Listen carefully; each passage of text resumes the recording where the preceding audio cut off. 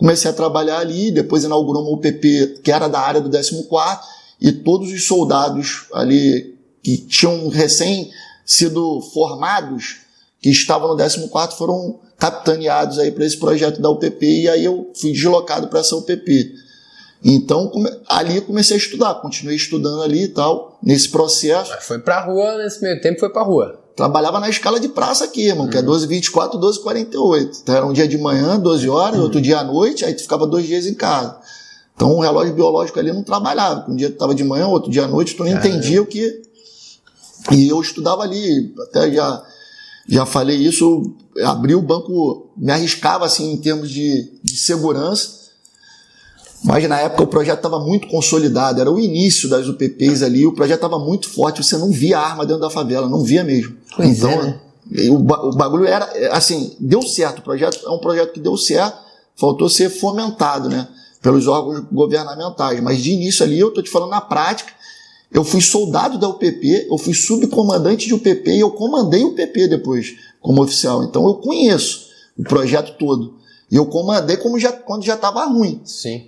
Então... E quando começou a regredir de novo uma UPP? Então, começou, cara, em 2013, 2014. Ficou quanto tempo bom? De 2008 até 2012 não tinha problema não, 4 anos. Ficou realmente uma paz nas comunidades? Cara, tu rodava, se tu quisesse rodar, isso não acontecia, mas se tu quisesse rodar fardado sem arma, tu rodava.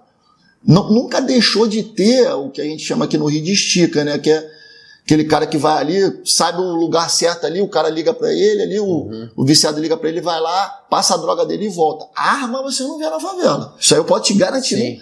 É só você ver o relato das apreensões de 2008, 2009 em UPP. Você vê muita droga apreendida, 15 trouxinhas de maconha, 15 sacolés de cocaína, pistola, fuzil e esquece. Aí 12, 13 começou a regredir. Por que então, acha? É minha opinião, né? Minha opinião... foi o processo em larga escala das UPPs, porque era uma ruptura muito grande com o que é o Rio de Janeiro, né, historicamente, de situação de violência e tal. E era uma ruptura grande, você precisava fazer uma espécie ali de autoafirmação do projeto para você poder estender o projeto. Então o projeto ele passou a sair de uma questão de polícia e começou a ser de política. Porque o projeto começou a ser muito forte, muito falado, e para potencializar à época quem estava à frente, começou-se a fomentar outras unidades para que abrangesse outros territórios e, consequentemente, áreas de influência política. Porque uma coisa é você ter 4, 5 bairros com um projeto forte, outra coisa é você ter 38 bairros, como foi o que aconteceu. Chegamos, acho que a 39 UPPs aqui no Rio. Então... quando você tem um processo muito grande Dá o passo maior que a perna. Como exatamente. Fala. Você perde a referência. E você não consegue começar a fazer seus estudos de caso, por onde a gente errou aqui. Porque são muitos erros, porque o projeto está muito grande. Então você começa a não ter essa autopercepção. Então dali para mim foi quando começou. Eu não vivenciei essa ruptura do bom para o ruim, mas eu vivenciei o bom e o ruim. Porque essa época eu estava na escola de oficiais.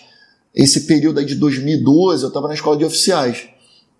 E aí quando eu saí, eu já saí pro 16º Batalhão, em Olaria, ali no complexo do Alemão. E eu já vivenciei essa parte. Assim, aqui o Rio de Janeiro a gente fala que é uma situação ímpar, né, cara? Eu perdi aqui... Raramente tu vai ver outro estado oficial sendo morto, assim, muito moderno. Eu perdi um colega de turma aspirante com um tiro na cabeça, no complexo do Alemão. E eu tava saindo de serviço no dia, porque eu era do batalhão da área da UPP. Eu era do 16º Batalhão, tinha acabado de chegar em casa, quando falaram que ele foi baleado, eu voltei. Ele era o subcomandante do Parque Floretário. Moleque com uma história de vida fantástica, chegou a ser morador de rua e passou para a prova de oficial. Moleque, quando ele estava entrando no hospital, eu cheguei no hospital junto com ele. E aí eu já vi ali a cabeça dele toda enfaixada. Mas ele foi pego na folga ou em operação mesmo? Ele estava na operação, ele já tinha um viés ali mais operacional, né? Na escola a gente já sabe quem vai querer o ramo mais operacional e quem vai ficar mais na parte... Aqui no Rio não existe parte burocrática, né? O oficial ele tem que fazer a supervisão, ele vai para o batalhão, por mais tranquilo que seja, ele tem que fazer a supervisão de oficial. Ele tem que, no dia, supervisionar os policiais que estão no terreno.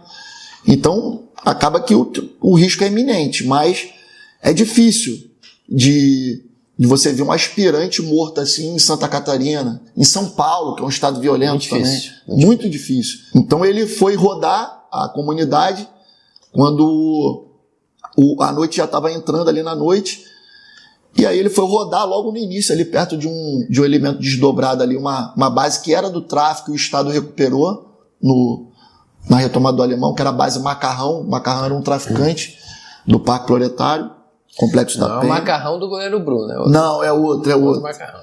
É outro, esse não era o amigo do Bruno, não.